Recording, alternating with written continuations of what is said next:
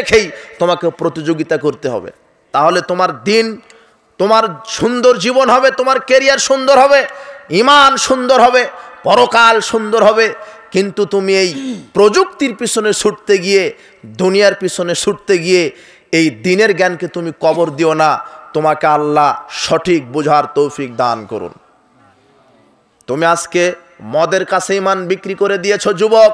তুমি একটা উলঙ্গ নারীর কাছে, একটা গার্লফ্রেন্ডের কাছে তুমি ঈমানকে বিক্রি করে দিয়েছো। অথচ তোমার যৌবন দুদিনের কচুর পাতার পানি, আজকে আছে আজকে থাকবে না। যৌবনের এই তারুণ্যে, যৌবনের এই শক্তিমত্তায় তুমি জেনাকে জেনা মনে করছো না, পাপকে পাপ মনে করছো না, মদ খাওয়াকে তুমি পাপ মনে করছো না, মোবাইলে দিন রাত ল্যাংটা মেয়ে নিয়ে বসে আছো, গান বাজার আসরে বসে আছো যুবক। তোমার ফট করে যৌবনকাল শেষ হয়ে যাবে। যখন বৃদ্ধ হয়ে কবরে চলে যাবে, তখন একটা পোকাও তোমাকে মূল্য দিবে না, টুকরে টুকরে খেয়ে নেবে তোমাকে। আর তুমি এই যৌবনের তাড়নায় তুমি লাঠি নিয়ে মানুষকে পিটাও, উলঙ্গ নারীর পিছনে ঘোরো, মদের আড্ডাতে থাকো, তাসের জোয়ার আড্ডাতে থাকো যুবক। তোমার শোভা পায় হাতে কোরআন হাদিস, তোমার শোভা পায় তোমার থাকার জায়গা মসজিদ মাদ্রাসা। তুমি কেন গেলে গানের আড্ডাতে? তুমি কেন পতিতালয়ে? তুমি কেন মদখুরের মদের ঘরে তুমি কেন গেলে? তুমি কেন কনসার্টের আড্ডাতে গেলে? তুমি তো মুসলিম, তোমার থাকার জায়গা ছিল আজানের পরে মসজিদ ঘরে, ঠিক না? তোমার থাকা উচিত ছিল ওয়াজ মাহফিলে, তোমার থাকার উচিত ছিল আলেম ওলামাদের সামনে, আলেম ওলামাদের সাথে তোমার থাকা উচিত ছিল সৎ ব্যক্তিদের সাথে। কিন্তু যুবক, তুমি তদন্ত করো, তুমি যেই মানুষগুলির সাথে ঘুরো তারাও মদখুর, ওই জন্য তো তুমি মদখুর। সঙ্গ দোষে লোহা ভাসে, পানিতে আপনি লোহা ফেলে দেন, লোহা ডুবে যাবে। কাঠের সাথে লাগিয়ে দেন, কাঠ তো ভাসবে, কাঠ লোহাকেও ভাসাবে। আপনার ছেলে ভালো ছিল কিন্তু ঘোরা মদখুরের সাথে, তাই আপনার ছেলেও মদখুর হয়ে গেছে। আপনার ছেলে ভালো ছিল ঘুরে বেনামাজির সাথে, তাই বেনামাজি হয়ে গেছে। আপনার ছেলের বন্ধু হবে সৎ, আপনার ছেলেও হবে সৎ। আপনার মেয়েটা যেই বান্ধবীর সাথে ঘুরবে তাকেও সৎ হতে হবে। কিন্তু আপনার ছেলের এমন বন্ধু, তারাও মদ খায়, আপনার ছেলেও মদ খায়, তারাও বেনামাজি, আপনার ছেলেও বেনামাজি। তাদের চরিত্র গরু ছাগলের মতো, আপনার ছেলের চরিত্র গরু ছাগলের মতো। বড়দেরকে সম্মান করে না, শিক্ষক উস্তাদ বড় আলেম ওলামাদেরকে সালাম দেয় না, ব্যস্ত আছে মোবাইল নিয়ে, গান বাজনা নিয়ে, আর বিড়ি সিগারেট জর্দার আড্ডাতে ব্যস্ত। এরা ইসলামকে মূল্যায়ন করে না। এদেরকে কি শিখাবেন আপনি?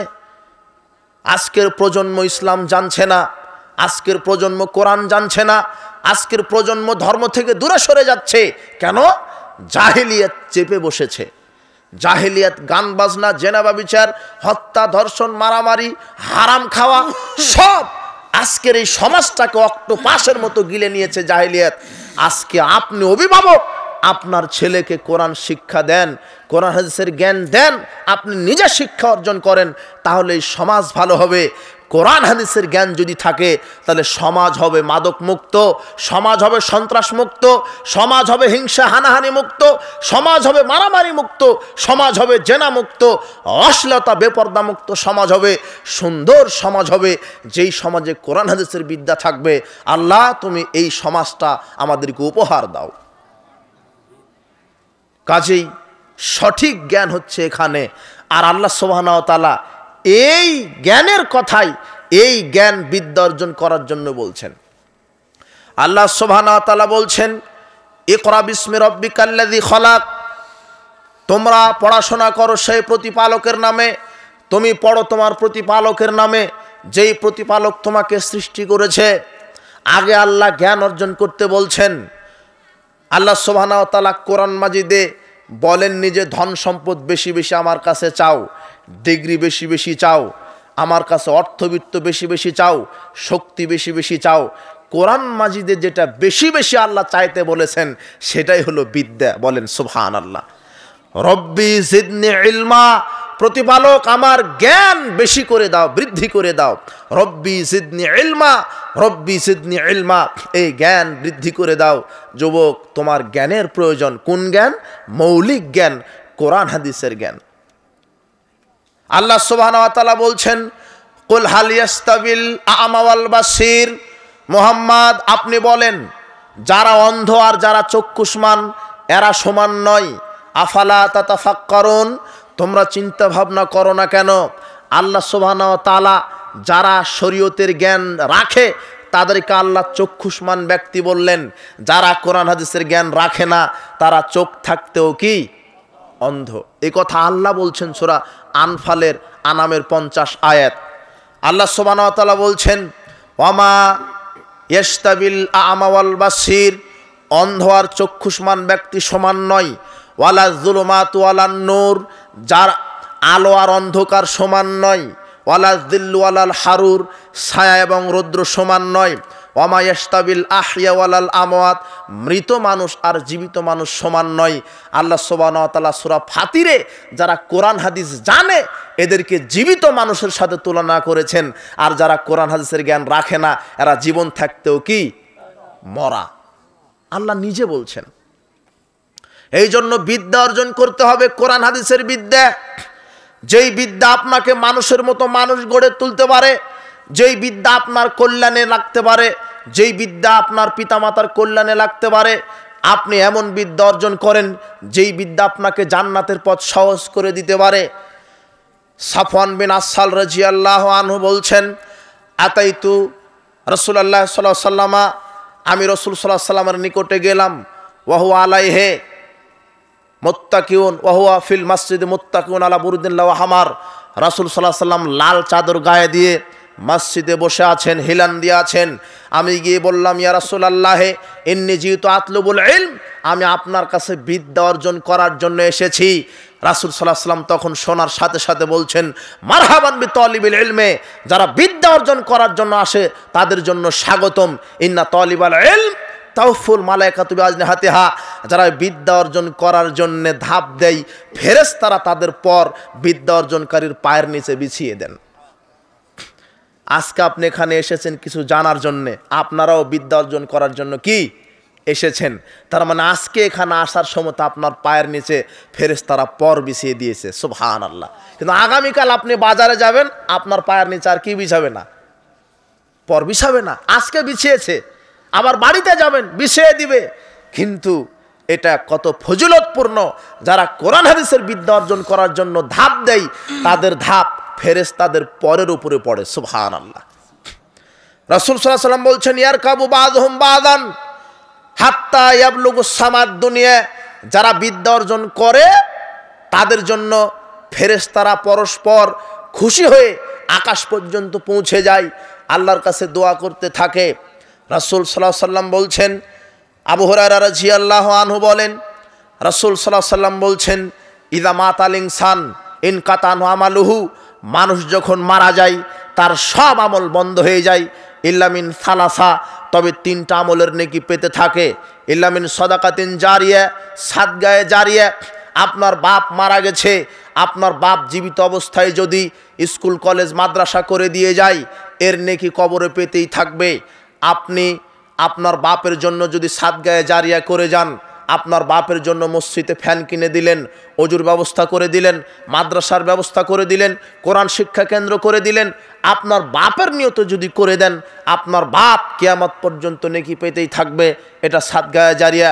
আও ইলমিন ইউনতাফাউ বিহি, বিদ্যা, আপনি যদি কাউকে এলেম দেন, এলেমের প্রচার করেন, ওই বিদ্যা অর্জন করে ওই বিদ্যা শিখে সে যত আমল করবে তার অনুরূপ আমল আপনিও আপনার আমল নামাতে আল্লাহ নেকি লিখে দিবেন। আওয়ালাদিন সলে ইয়াদুলাহু, সৎ সন্তান, যেই সৎ সন্তান আপনার জন্য দোয়া করবে, এই সৎ সন্তান, এই সৎ সন্তানের নেকি আপনি পেতে থাকবেন। দুনিয়াতে রেখে যান আপনি একটা সৎ সন্তান, তাহলে এই সৎ সন্তান যা করবে আপনার আমল নামাতে নেকি লেখা হবে। আবু হুরায়রা রাদিয়াল্লাহু আনহু বলেন, রাসূল সাল্লাল্লাহু আলাইহি ওয়াসাল্লাম বলেছেন, আদ-দুনিয়া মালউনাতুন, সারা দুনিয়াতে যা আছে সব অভিশপ্ত। ওয়া মালউনুন মা ফিহা, দুনিয়াতে যা আছে সবই অভিশপ্ত। ইল্লা যিকরাল্লাহি, তবে যারা আল্লাহর জিকির করে, আল্লাহর জিকির, ওয়ামা আলাহু ও আলিমান অমুতাল্লিমান, যারা জিকির করে, যারা কোরআন হাদিস শিক্ষা করে, যারা কোরআন হাদিস শিক্ষা দেয়, এরা অভিশপ্ত নয়। মুআবিয়া বিন সুফিয়ান রাদিয়াল্লাহু আনহু বলছেন, মুআবিয়া রাদিয়াল্লাহু আনহু বলছেন, রাসূল সাল্লাল্লাহু আলাইহি ওয়াসাল্লাম বলেছেন, মায়ুরিদুল্লাহু বি খায়রান ফাকহু ফিদ্দিন, আল্লাহ যার কল্যাণ চাই আল্লাহ তাকে দ্বীনের জ্ঞান দান করেন। আল্লাহ যার কল্যাণ চাই আল্লাহ তাকে দ্বীনের জ্ঞান দান করেন। যদি আল্লাহ আপনার কল্যাণ চাই আল্লাহ আপনাকে দ্বীনের জ্ঞান দান করবেন। আল্লাহ আপনার কল্যাণ চাইলে দ্বীনের জ্ঞান দান করবেন।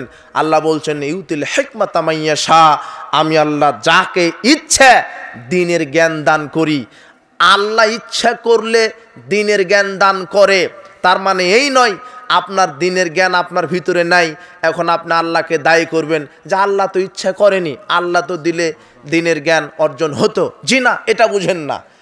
আপনি বিশ্বাস করেন রিজিকের মালিককে আল্লাহ, এই বলে তো আপনি হাঁ করে আকাশের দিকে তাকিয়ে থাকেন না, নাকি থাকেন? আপনি বিশ্বাস করেন রিজিকের মালিক আল্লাহ, এটা বিশ্বাস করার পরে হাত পা দিয়ে কর্ম করেন। হ্যাঁ, রিজিকের মালিক আল্লাহ, কিন্তু প্রথমে আপনাকে চেষ্টা করতে হবে কি?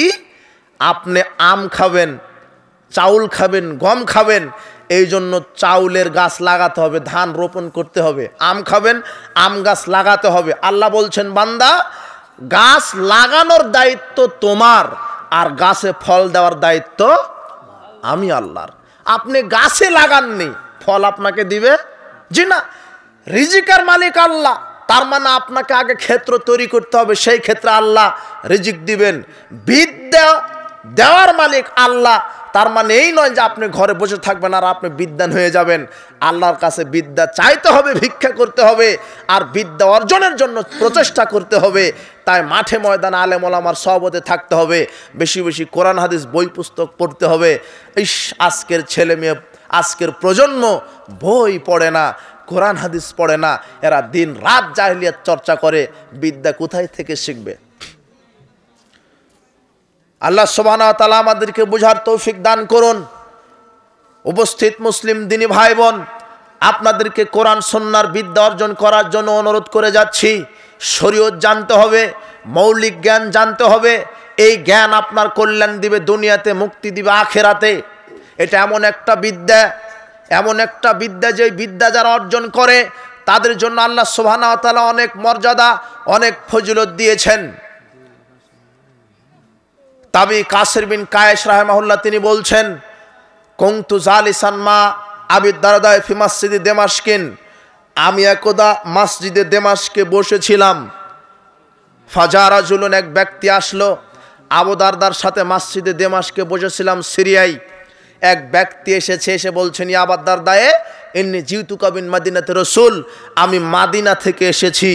মদিনা থেকে সিরিয়ার দূরত্ব 1.5 মাসের পথ। মদিনা থেকে কেউ যদি সিরিয়াতে যেতে চায় পায়ে হেঁটে গেলে লাগবে 1.5 মাসের পথ। 1.5 মাসের পথ হেঁটে গিয়েছে আবু দারদার কাছে। মদিনা থেকে একটি ব্যক্তি গিয়ে বলছেন, মা জিউতুল হাজাতিন, একটা হাদিসের জ্ঞান শিক্ষা অর্জন করার জন্যে আমি 1.5 মাসের পথ পায়ে হেঁটে এসেছি, শুধু একটু বিদ্যা অর্জন করব বলে। এই কথা শুনে আবু দারদা রাদিয়াল্লাহু আনহু বলছেন, শোনেন, ফাইন্নী সামি'তু রাসূলুল্লাহ সাল্লাল্লাহু আলাইহি ওয়াসাল্লাম, আমি রাসূল সাল্লাল্লাহু আলাইহি ওয়াসাল্লামকে বলতে শুনেছি, মান সালাকাত ইলমান, যে ব্যক্তি বিদ্যা অর্জন করার জন্য পথ অন্বেষণ করে, মান সালাকা ইলমান ইয়াতলুবু ফিহি তারিকান, মান সালাকা তারিকান ইয়াতলুবু ফি ইলমান, যে ব্যক্তি বিদ্যা অর্জন করার জন্য পথ অবলম্বন করে, সালাকাল্লাহু বি তারিকান মিন তুরুকিল জান্নাহ, আল্লাহ জান্নাতের অনেক পথের মধ্যে একটি জান্নাতের পথে তাকে পৌঁছিয়ে দেন। যে ব্যক্তি বিদ্যা অর্জন করার জন্য পথ অবলম্বন করে, সে যেন জান্নাতের পথেই পথ অবলম্বন করে, জান্নাতের পথেই ছুটে যায়। এরপর আবু দারদা রাদিয়াল্লাহু আনহু বলছেন, শোনো, ইন্নাল মালাইকাতা লা তাযাউ আজনি হাতা রিজান লিতালিবিল ইলমে, যারা বিদ্যা অর্জন করার জন্য এক কদম দেয়, তার কদমের নিচে ফেরেশতারা তাদের পর বিছিয়ে দেন। ইন্নাল আলেমা ইয়াস্তাগফিরু লাহু মান ফিস সামাওয়াতি ওয়া মান ফিল আরদে, শোনো হে ব্যক্তি, আমি তোমাকে বলছি, তুমি যে বিদ্যা অর্জন করার জন্য আজকে এখানে এসেছো, যারা বিদ্যা অর্জন করতে চায় তাদের জন্য আকাশ জমিনের ভিতর বাহিরে যা কিছু আছে সবাই আল্লাহর কাছে ক্ষমা প্রার্থনা করে। হাত ওয়াল হাইতানু ফি জাওফিল মায়ে, এমনকি পানির মধ্যে যে মাছগুলি আছে তারাও আল্লাহকে বলে, আল্লাহ তুমি এই বিদ্যা অর্জনকারীকে ক্ষমা করে দাও। ইন্না ফাজলাল আলেম আলাল আবেদ। এইবারে বলছেন শোনো, রাসূল সাল্লাল্লাহু আলাইহি সাল্লাম বলেছেন একজন আলেমের মর্যাদা সাধারণ মানুষের উপরে কেমন? কাফাজলিল কামারে লাইলাতাল বাদরি আলা সাইরিল কাওয়াকিব। পূর্ণ চন্দ্র যেমন সমস্ত তারকার উপরে মর্যাদা আছে, যখন 15 দিনের চন্দ্র আকাশে উঠে তারকার 5 পয়সা দাম থাকে। তারকাকে কি দেখা যায়? জি না। তারকা পূর্ণ চন্দ্রের কাছে তারকা যেমন হার মানে, ঠিক আলেম হচ্ছে একটা পূর্ণ চন্দ্র। সারা পৃথিবীর সাধারণ মানুষের উপর আলেমের মর্যাদা তেমন। রাসূল সাল্লাল্লাহু আলাইহি সাল্লাম বলছেন ইন্নাল উলামা ওয়ারাসাতুল আম্বিয়া। আলেমগণ হচ্ছে নবীগণের উত্তরসূরি। লাম ইওয়ারিসু দিনারান ওয়ালা দিরহামান। শোনেন, রাসূল সাল্লাম বলছেন আলেমদেরকে, নবীদের আলেমদেরকে আমি টাকা পয়সার উত্তরধারী করে যাইনি। ইন্নামা ওয়ারাসুল ইলমা, আমি আলেমদেরকে উত্তরাধিকারী করে গেছি কোরআন হাদিসের এই জ্ঞানের। ফামান আখাযাহু আখাযা বিহাজ্জিন ওয়াফিরিন। যে কোরআন হাদিসের জ্ঞান অর্জন করে আল্লাহ তাকে সব কল্যাণের সব প্রতিদান দান করেন। সুবহানাল্লাহ। যে কোরআন হাদিস জানে সে সব জানে, তার ভিতরে পরিপূর্ণ বিদ্যা আছে। যার কোরআন হাদিসের জ্ঞান আছে তার কাছেই পরিপূর্ণ বিদ্যা আছে, তার সব জানা আছে। কেন? মৌলিক জ্ঞান কোরআন হাদিসের জ্ঞান। এই কথা রাসূল সাল্লাল্লাহু আলাইহি ওয়াসাল্লাম বলছেন। সুয়েলা রাসূলুল্লাহ সাল্লাল্লাহু আলাইহি ওয়াসাল্লাম আন বানি ইসরাইল কানাফি বানি ইসরাইল। বানি ইসরায়েলের 2 জন লোক সম্পর্কে রাসূল সাল্লাল্লাহু আলাইহি ওয়াসাল্লামকে জিজ্ঞাসা করা হলো। বলা হলো ইয়া রাসূলুল্লাহ, রাসূল সাল্লাল্লাহু আলাইহি ওয়াসাল্লামকে জিজ্ঞাসা করা হলো বানি ইসরায়েলের 2 লোক সম্পর্কে। কি বলা হলো? আল্লাহর নবী কানা আহাদুহুমা আলেমান ইউসাল্লিল মাকতুবা সুম্মা ইয়াজলিসু ফায়ুআল্লিমুন নাসুল খায়র। বানি ইসরায়েলের এক ব্যক্তি ছিল যে শুধু ফরজ সালাত আদায় করত আর মানুষকে দ্বীনের জ্ঞান শিক্ষা দিত। ওয়াল আখার, আর আরেকজন ইয়াসুমুন নাহার ওয়া ইয়াকুমুল লাইল, দিনে সিয়াম রাখত, রাতে সালাত আদায় করত। আইয়ুহুমা আফদাল, তাদের মধ্যে কে শ্রেষ্ঠ? রাসূল সাল্লাল্লাহু আলাইহি ওয়াসাল্লাম তখন বলছেন শোনো, হাযা ফাজলুল আলেম, এই আলেমই হলো শ্রেষ্ঠ। যে আলেম ফরজ ইবাদত করে শুধু আর আল্লাহর দ্বীনের জ্ঞান প্রচার করে, ওই ব্যক্তির চেয়ে যে ইবাদত করে শুধু জ্ঞানের প্রচার করে না। কাফাজলি আল আদনাকুম, আলেমের মর্যাদা কেমন সাহাবারা শোনো। আমার মর্যাদা তোমাদের উপর যেমন, সারা পৃথিবীর সমস্ত মানুষের উপর একজন আলেমের মর্যাদা তেমন।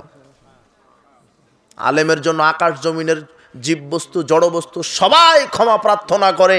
আলেমের কত মর্যাদা। এরকম একটা প্রকৃত আলেম হন। আপনার ছেলে মেয়েকে আলেম বানান, হাফেজ বানান। আপনার ছেলে মেয়ে যদি প্রকৃত জ্ঞান থাকে, পিতামাতার খেদমত করবে, পিতামাতার চিকিৎসার ব্যবস্থা করবে, ভালো থাকার খাওয়ার ব্যবস্থা করবে, পিতামাতার আনুগত্য করবে, পিতামাতার বৃদ্ধ বয়সে তাদেরকে সেবা শুশ্রূষা করে শান্তিতে রাখবে। এই বিদ্যান আলেম বানিয়ে যান আপনার আপনার সন্তানকে।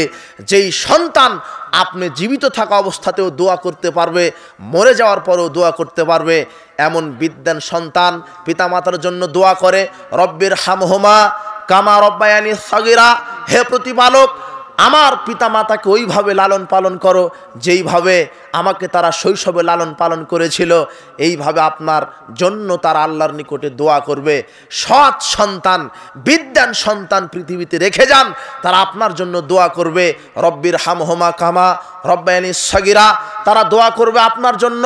আল্লাহুম্মা গফিরলাহু ওয়ারহামহু ওয়াফু আনহু ওয়াকরিম নুজুলাহু ওয়াসি মাদখালাহু ওয়াগসিলহু বিল মাই ওয়াসসালজি ওয়াল বারাদ ওয়ানাক্কিহি মিনাল খাতায়া কামা ওয়ানাক্কাস সাবুল আপিয়াজু মিনাদ দানাসি ওয়াবদিলহু দারান খায়রাম মিন দারিহি ওয়ালান খায়রাম মিন আহলিহি ওয়া যাওজান খায়রাম মিন যাওজিহি ওয়াদখিলহুল জান্নাহ ওয়াইযু মিন আযাবিল কবর ওয়া মিন আযাবিন নার।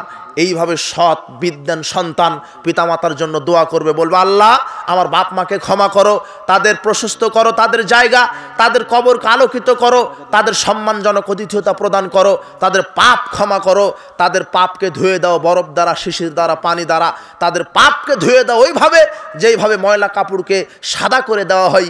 তাদেরকে দুনিয়ার গৃহের চাইতে উত্তম গৃহ দান করো, তাদেরকে দুনিয়ার বাড়ির চাইতে উত্তম বাড়ি দান করো, দুনিয়ার সাথী সঙ্গীর চেয়ে উত্তম সাথী সঙ্গী দান করো, দুনিয়াতে যে স্ত্রী ছিল তার উত্তম স্ত্রী দান করো, দুনিয়াতে যে অভিভাবক ছিল তার উত্তম অভিভাবক দান করো, তাকে জাহান্নামের আগুন থেকে বাঁচাও, কবরের শাস্তি থেকে বাঁচাও, আল্লাহ আদখিলুল জান্নাহ, তাকে জান্নাতে প্রবেশ করাও। এইভাবে সৎ সন্তান আপনার জন্য দোয়া করবে। কিন্তু যদি আপনি এই সন্তানকে বিদ্যায় শিক্ষা না দেন, তাহলে এই সন্তান কি করবে জানেন? হুজুর ভাড়া করে আনবে, টাকা দিয়ে মেলাদ পড়িয়ে হুজুরকে বিদায় করে দিবে। হুজুর কি পড়লো আপনিও জানেন না, আর আপনার পিতামাতা কিভাবে আছে আপনিও জানেন না। অথচ আপনার ছেলেকেই একটা হুজুর তৈরি করে যান, আপনার ছেলেকেই একটা আলেম তৈরি করে যান, যে আলেম আপনার মরার পরে আপনার জন্য দান করবে, আপনার জন্য হজ করবে, আপনার জন্য দোয়া করবে। এরকম সৎ সন্তান প্রতিপালক তুমি আমাদের প্রত্যেককে 2টা 5টা একটা করে সৎ সন্তান দান করো। এই সন্তান মানুষ করে যান, যেই সন্তান আপনার জন্য দোয়া করতে পারবে। এমন বিদ্যান, এমন আলেম আপনি আল্লাহর নিকটে প্রার্থনা করেন, এমন সন্তান বলেন রব্বি হাবলি মিনাস সলিহিন, প্রতিপালক আমি তোমার নিকটে সৎ সন্তান কামনা করছি।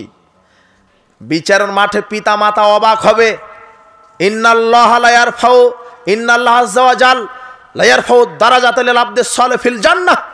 রাসূল সাল্লাল্লাহু আলাইহি সাল্লাম বলছেন, জান্নাতে আল্লাহ সুবহানাহু ওয়া তাআলা পিতা মাতার মর্যাদা বৃদ্ধি করবেন। তখন পিতামাতা বলবে আন্নালি হাজিহি, আল্লাহ এই মর্যাদা আমাদের জন্য? এত তো আমরা নেকির কাজ করিনি, যেই নেকিটা আমাদের এত মর্যাদা হবে। তখন আল্লাহ বলবে বিস্তিগফারি ওয়ালাদিকা লাক, শোনো তোমরা ওই যে দুনিয়াতে সৎ সন্তান বিদ্যান সন্তান রেখে এসেছিলে, সেই সন্তান তোমাদের জন্য বেশি বেশি ক্ষমা চেয়েছে, দোয়া করেছে, তাই ওই ক্ষমার বদৌলতে, দোয়ার বদৌলতে তোমাদের মর্যাদা আমি আল্লাহ জান্নাতে 1000 গুণ বাড়িয়ে দিয়েছি। এই সন্তান তো রেখে যান, এই বিদ্যান রেখে যান। বিশ্বাস করেন, একটা সৎ সন্তান, একটা পণ্ডিত আলেম সন্তান কতটা গুরুত্বপূর্ণ পিতামাতার জন্য। বিচার মাঠে আপনি আফসোস করবেন। আপনার ছেলেকে প্রকৃত আলেম বানান, একটা হাফেজ বানান। হাফেজের কত মর্যাদা!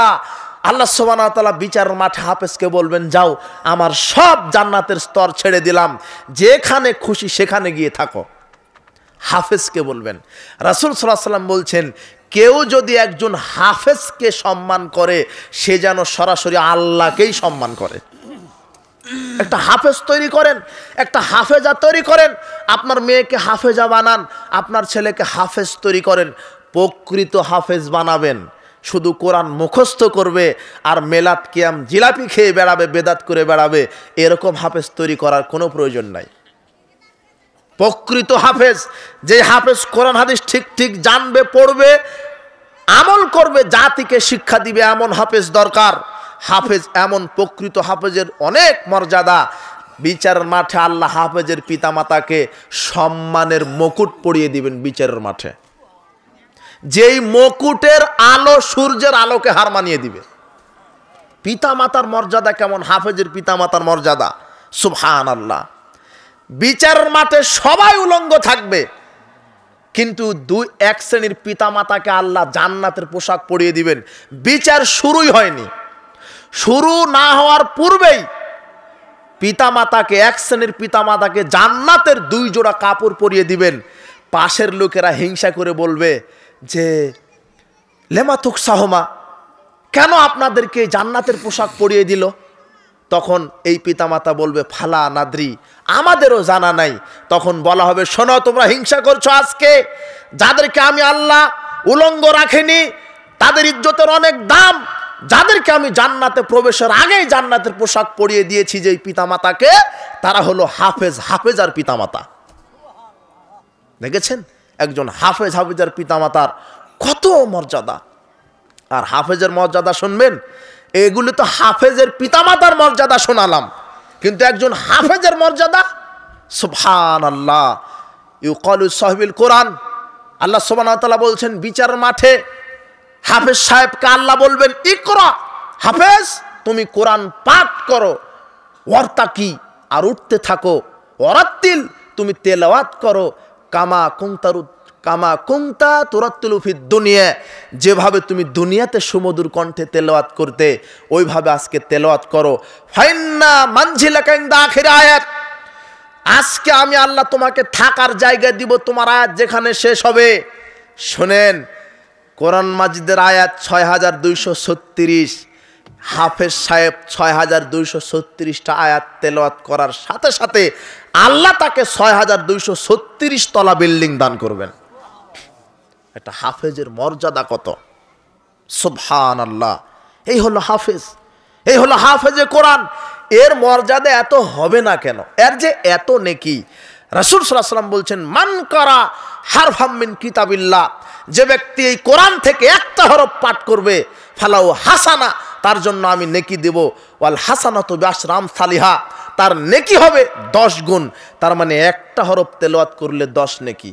ওয়ালা কুল আলিফ লাম মিম হারফুন, আমি বলছি না আলিফ লাম মিম একটা হরফ, ওয়ালাকিন মিমুন হারফুন ওয়া লামুন হারফুন, আলিফুন হারফুন লামুন হারফুন ও মিমুন হারফুন।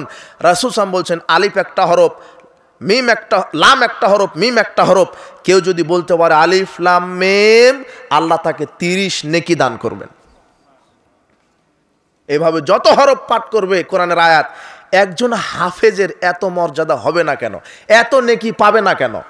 একটা হরফে 10 নেকি। আপনি জানেন একজন হাফেজ হতে গেলে কতবার কোরআন পড়তে হয়, তাকে একটা আয়াত কতবার পড়তে হয়, কম্পিউটার ফেল মেরে যাবে তার সংখ্যা করতে। কিভাবে জানেন? উস্তাদ বলে, এই 1 পৃষ্ঠা মুখস্থ কর, 1 পৃষ্ঠা মুখস্থ করো। 1 পৃষ্ঠা মুখস্থ করে এসেছে উস্তাদের কাছে, এক জায়গাতে ভুল হয়েছে, 10টা বাড়ি দিল, দিয়ে বলছে আবার যাও, ফিরিয়ে দেয় না? 1 পৃষ্ঠা মুখস্থ করতে ও যে কতবার পড়েছে সংখ্যা আছে না। 1 পৃষ্ঠা 10টা আয়াত মুখস্থ করতে গিয়ে ও যে কতবার পড়েছে, এক একটা আয়াত, এক একটা হরফ। সুবহানাল্লাহ। এই শত শতবার পড়ার পরে হাফেজের কাছে, উস্তাদের কাছে এসে যখন পড়া শোনায়, 2 জায়গায় 1 জায়গায় ভুল হলে বলে আবার গিয়ে পড়ো, আবার ভালো করে পড়ো। কতবার পড়ে এইভাবে 1 পৃষ্ঠা 2 পৃষ্ঠা কোরআনের প্রত্যেকটা পৃষ্ঠা, প্রত্যেকটা আয়াত পড়তে পড়তে সে কত হাজারবার এক একটা আয়াত, এক একটা হরফ পড়েছে। সুবহানাল্লাহ। এই জন্য হাফেজের মর্যাদা সবার চাইতে বেশি। সুবহানাল্লাহ।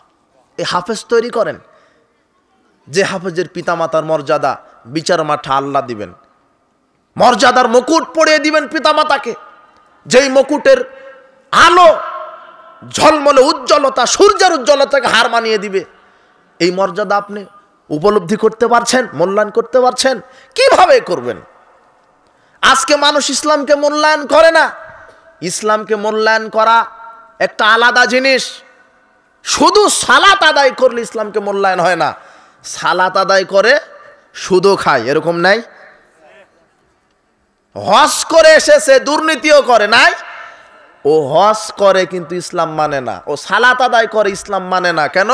সালাত আদায় করে, সুদের ব্যবসাও করে, ইসলাম মানলো না। আপনি বোঝেন আগে শরীয়ত। শরীয়ত পরিপূর্ণতার নাম। শুধু সালাত আদায় করবেন আর অর্থনীতিতে সুদ ভক্ষণ করবেন, আপনার মতো টাটকা মুনাফিক আর দ্বিতীয় নাই। আপনি আহলে হাদিস, নিজেকে আহলে হাদিস পরিচয় দেন, তাই না? শুধু রাফালে আদায়ন করা, বুকে হাত বাঁধা, জোরে আমিন বলা, পায়ের সাথে পা মিলিয়ে দাঁড়ানো, এগুলি আহলে হাদিসের কাজ। বউ বেপরদায় ঘুরে, মেয়ে বেপরদায় ঘুরে, ছেলে সালাত আদায় করে না, গাঁজা খান, সুদ খান, ঘুষ খান, আর জোরে আমিন বললে আপনি আহলে হাদিস হয়ে গেলেন। আপনার মতো মানে মোনাফেক আর কেউ নাই। আপনি আহলে হাদিস নয়, আপনি আহলে মোনাফেক। আহলে হাদিস দাবি করছেন, অথচ বউ ঠিক নাই, বেটি ঠিক নাই, বেটা ঠিক নাই, অর্থনীতি ঠিক নাই, চরিত্র ঠিক নাই, মুখে দাড়িটা চাচা, প্যান্ট টাকনুর নিচে। যুবক, তুমি কি শিখলে? তোমার ইমান